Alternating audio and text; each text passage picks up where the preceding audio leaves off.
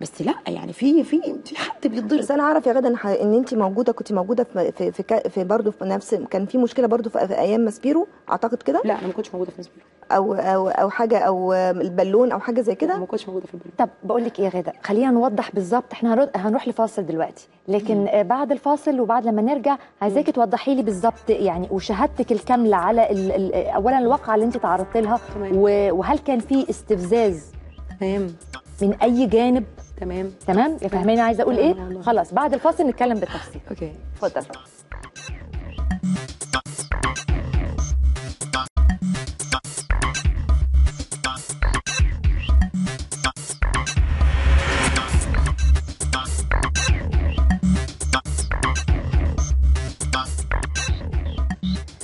كانت الكلمة مع أستاذة غادة قبل الفاصل.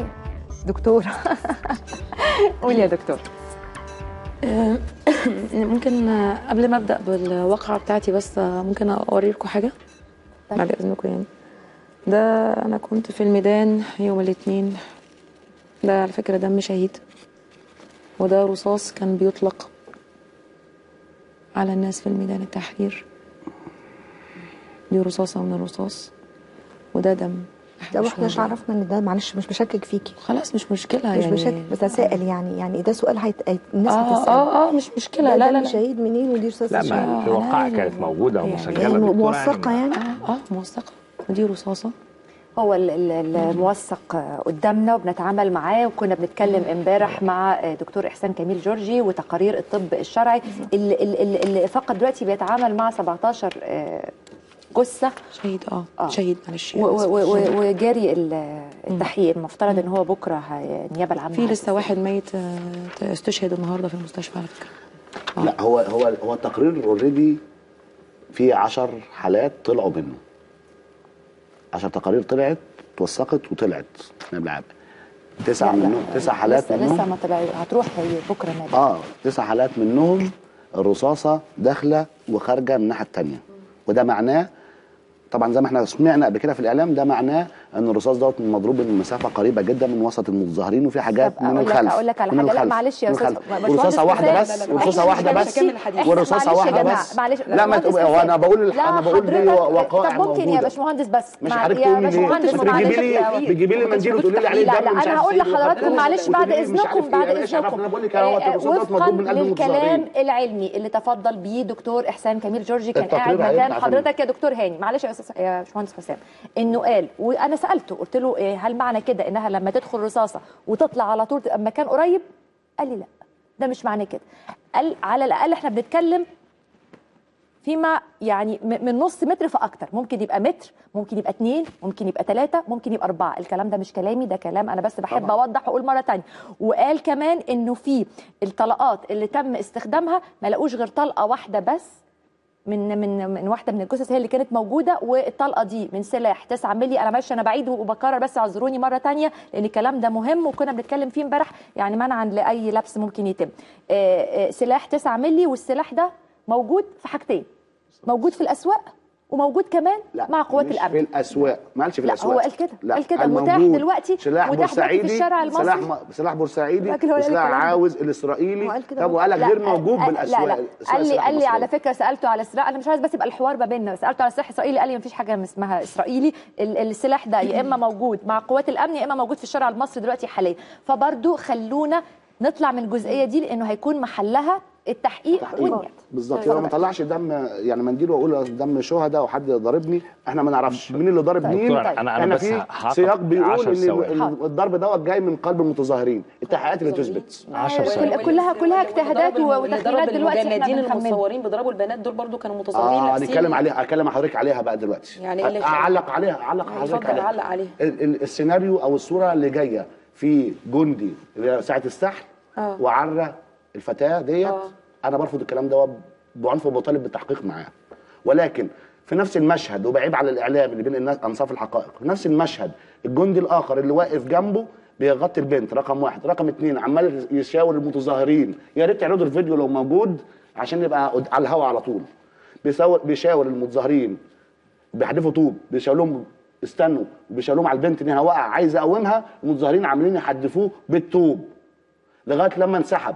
انا بتكلم على الفكره، بمعنى ان لو في واحد جندي اخطا حاسبه، في نفس اللحظه جندي اخر مصري بيغطيها وبيقول لهم استنوا عشان اللي واقعه ديت اقومها. المتظاهرين مش متظاهرين دول بلطجيه بيحدفوهم بالطوب، واقفين بيصوروا زي ما يكون اللقطه يعني مقصوده. ده رقم واحد. رقم اتنين الاعلام.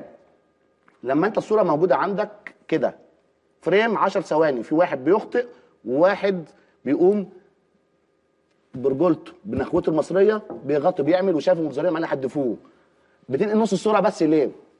بتنقل بس نص الصوره ليه؟ رقم 3 حدث كام حاله تحرش في ميدان التحرير خلال المظاهرات السابقه؟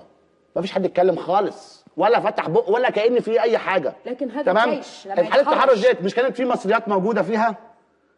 كانت مصريات موجوده جوه ميدان التحرير حصل تحرش بيهم ولا لا؟ اشمعنى الاعلام واشمعنى بعض القوى السياسيه اصرت على ابراز هذا المنظر فقط؟ تمام عشان هو ضدهم. طيب انا محتاجه فين المصريه فين النخوه بقى؟ باشمهندس حسام بعد اذن حضرتك اتفضل.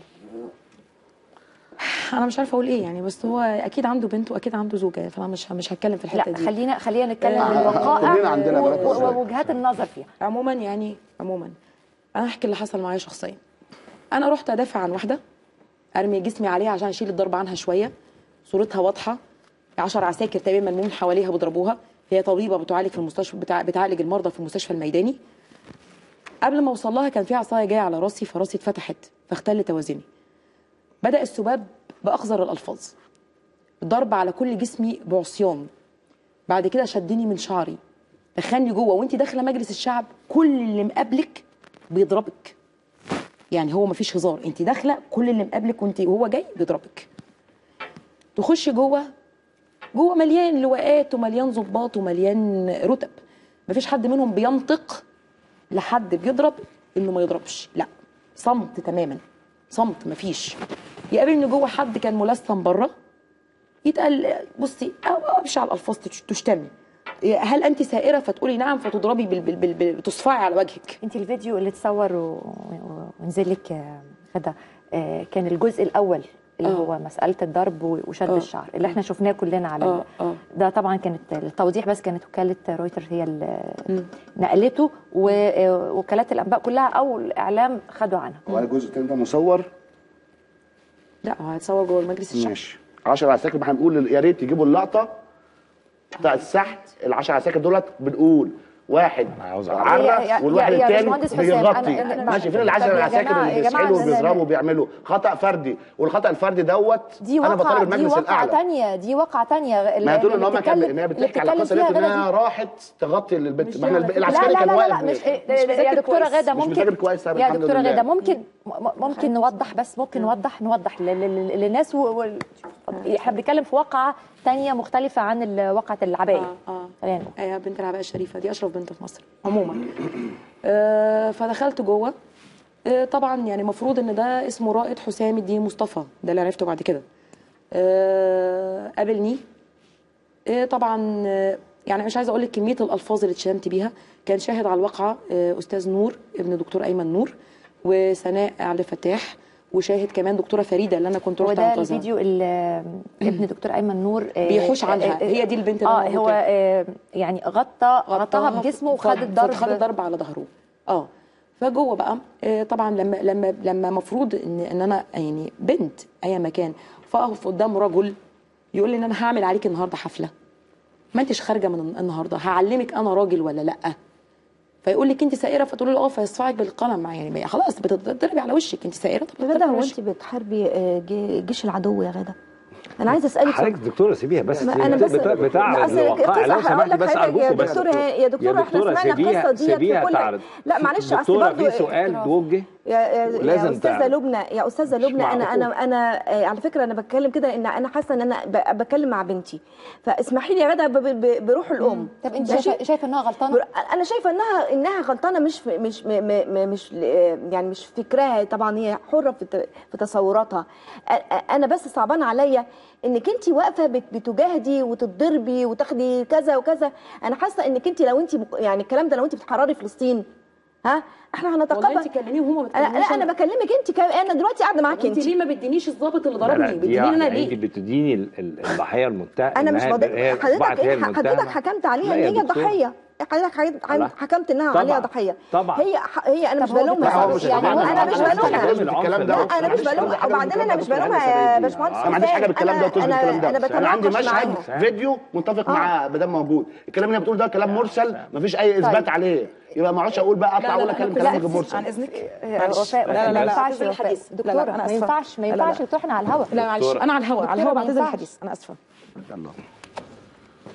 لا ليه؟ ما احنا مش بنكذبها، احنا بنناقشها، احنا بنحاول نوصل معاها النقطه. احنا ما بنكذبهاش. انا ما بكذبش اي حد طالما لا انا شفت ولا انا ما شفتش، ما اقدرش اكذبها.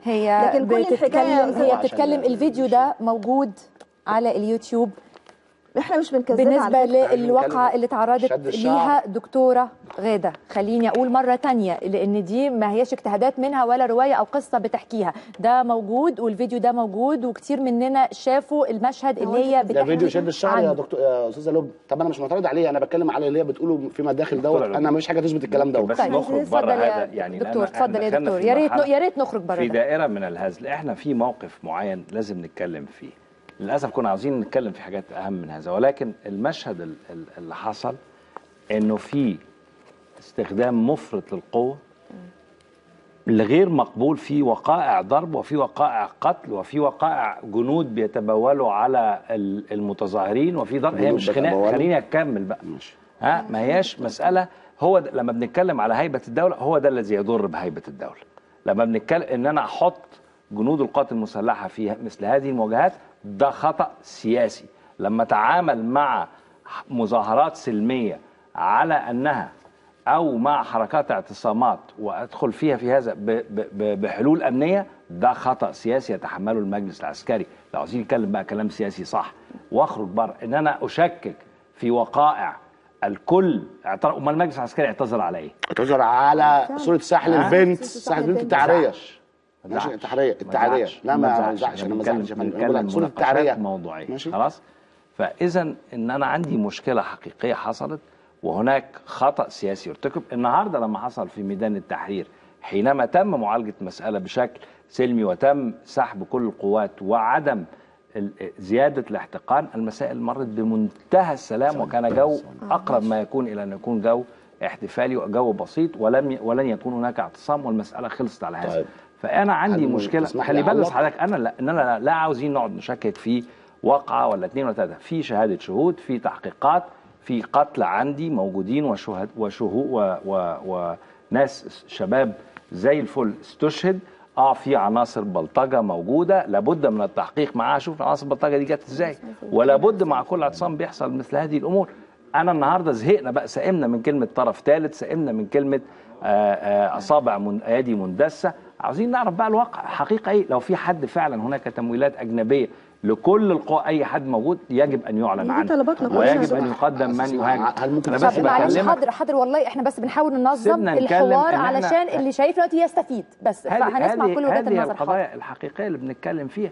انت النهارده لا ننسى ان رئيس مجلس الوزراء الدكتور الجنزوري من اول التصريحات التي اعلنها انه حتى ولو استمر هذا الاعتصام. طب انا استاذنك دكتور هاني، لان طبعا انا برحب بالدكتوره وفاء مره ثانيه. دكتوره غاده يعني الانسحاب ما هوش حل اذا كنا احنا اصحاب قضيه، فاحنا بنحاول نعرضها وبنحاول نتكلم فيها وفي وقائع. يعني احنا بس عايزين نبعد لا تخوين ولا تشكيك. المساله بكاملها كده بكل المعطيات حضرتك اتكلمت فيها مطروحه ده اللي المفروض نتكلم فيه. وبعدين خلاص هي الواقع، هي سؤال واقع، سيبوها تكمل. طيب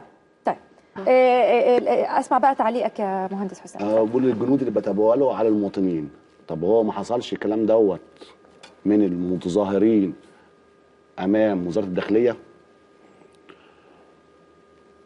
وكان طلع افتكر كان على تويتر كان الاستاذ بلال فضل قال ان الثوره اللي بتصبع والثوره اللي بتتبول انا برفضها. مظاهرات السلميه، هي قصه سلميه دي بقى قصه يعني ايه ممله بالنسبه للشعب المصري. سلميه هي فين السلميه ديت لما انا ابقى رايح؟ هو قنابل المولوتوف ديت بنشتريها من السوبر ماركت ولا احنا بنجهزها؟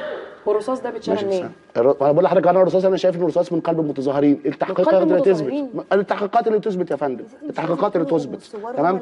القنابل المولوتوف ديت بيتم تجهيزها، يعني بيجيب ازاز بيبسي ويجيب بنزين ويجيب مش عارف ايه، يعني واحد بيعد قنابل عشان خاطر رايح لاعمال عنف وهو بيتكلم. هل اللي بيجيب ازايز بيبسي وبنزين احنا بنتناقش هم دول المتظاهرين ولا في مندسين في بلطجيه؟ يعني نقدر نعمم ونقول ان اللي هو ده المشهد العام؟ متفق مع حضرتك، متفق مع حضرتك تماما، وده اللي احنا كنا بنتكلم فيه. بس استاذن حضرتك في حاجه. يعني هو شايف بعينيه الاثنين ان المتظاهرين بيلقوا مولوتوف، وبعقله المتعلم مش قادر يصدق ان الرصاص اللي مضروب ده مضروب من بواسل الجيش.